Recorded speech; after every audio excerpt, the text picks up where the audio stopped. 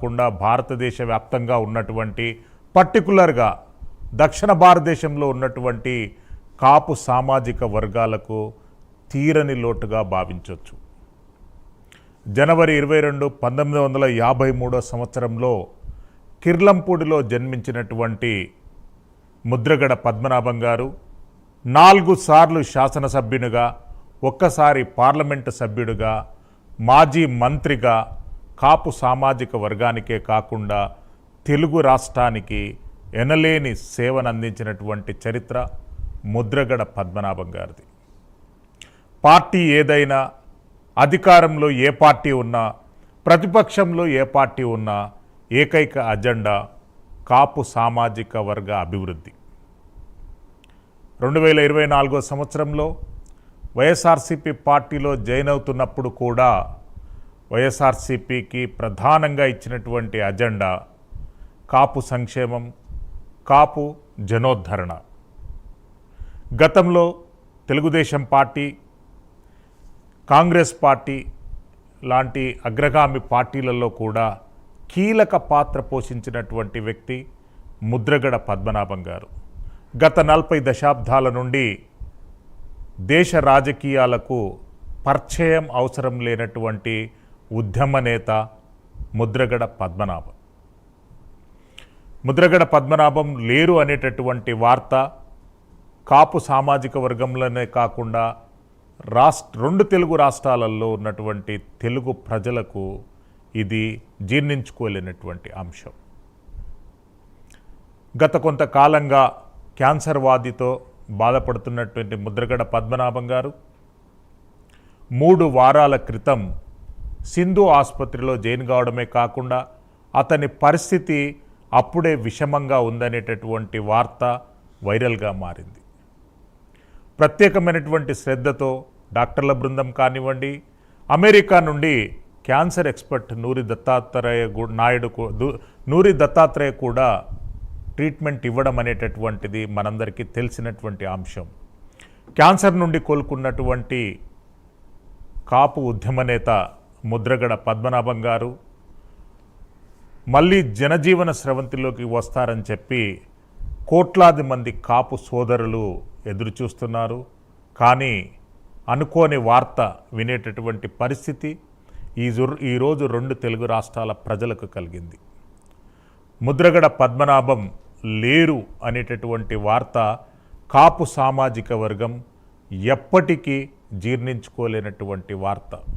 కేవలం ఉద్యమమే ఊపిరిగా నిలిచినటువంటి ఏకైక నేత ముద్రగడ పద్మనాభం గారు గతంలో తెలుగుదేశం పార్టీ అధికారంలో ఉన్నప్పుడు కిర్లంపూడిలో ఆయన ఇంట్లో నుండే సహాయ నిరాకరణ ఉద్యమంతో పాటు హంగర్ స్ట్రైక్ను ప్రారంభించి దేశవ్యాప్తంగా వార్తల్లోకి ఎక్కినటువంటి వ్యక్తి.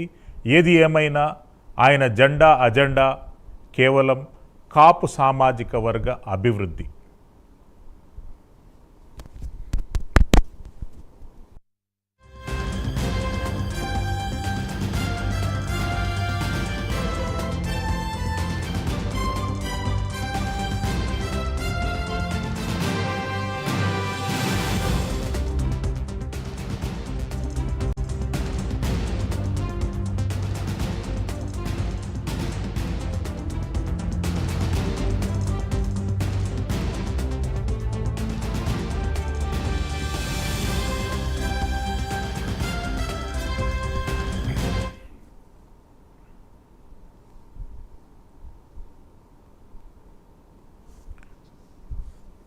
ఎస్ శ్రీరామ్మూర్తి గారు, ఎస్ అంటే ఇప్పుడు అక్కడ స్థానికంగా ఎందుకంటానంటే ఆయనకు ఉన్నటువంటి ఒక ప్రత్యేకమైనటువంటి అభిమానము, పార్టీలు వేరైనా కానీ ఆయనకు ఉన్నటువంటి ఒక ప్రత్యేక అభిమానం అనేటటువంటిది మనం ఉభయ గోదావరి జిల్లాలలో చూస్తుంటాం. ఎలాంటి విషాద ఛాయలు అలుముకున్నాయి అక్కడ?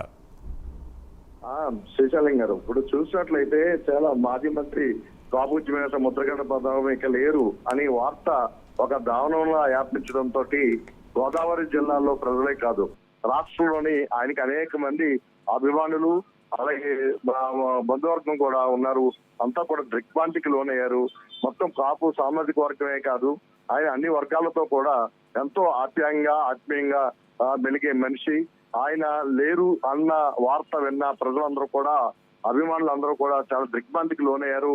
ఆయన ఇంకా కోలుకుని వచ్చి మళ్ళీ రాజకీయాల్లో మామూలుగానే తిరుగుతారని భావించి అనేక ఆలయాల్లో కూడా ఆయన ఆరోగ్యం కోసం పూజలు చేసిన పరిస్థితి కూడా ఉంది.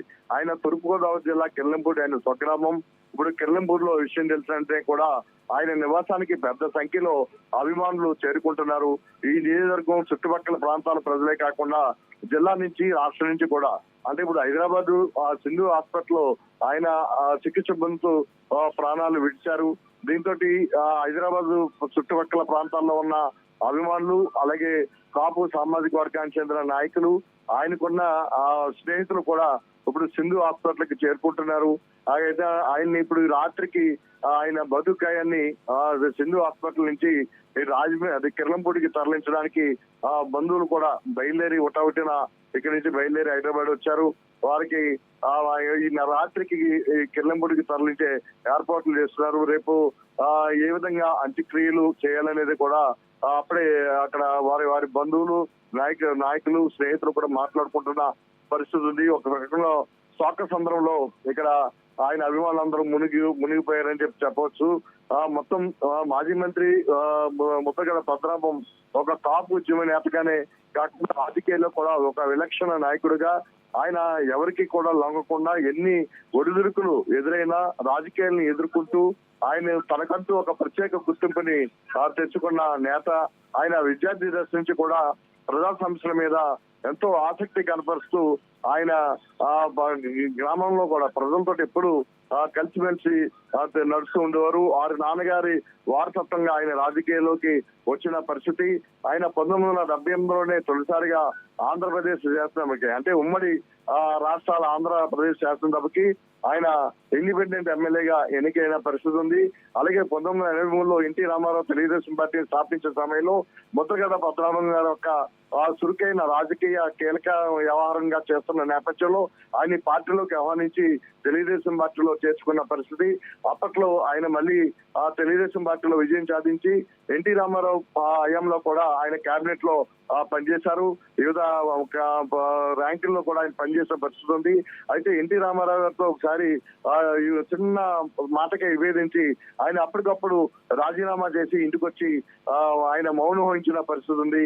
ముద్రగడ అంటే ఒక మౌనం, అంటే తనకి ఏదన్నా నచ్చని పరిస్థితిలో మౌనం వహిస్తారనేది ఒక ముద్ర కూడా ముద్రగడ పద్మనాభం గారి మీద ఉంది. అయినప్పటికీ కూడా ఎక్కడ ఎలాంటి రాజకీయ ఒత్తిడికి కానీ ఎలాంటి దానికి లొంగకుండా ఆయన రామారావు గారు ఫోన్ ఇన్ లో అందుబాటులో ఉన్నారు. శ్రీరామ్మూర్తి గారు మళ్ళీ వస్తాను. You be on the line please.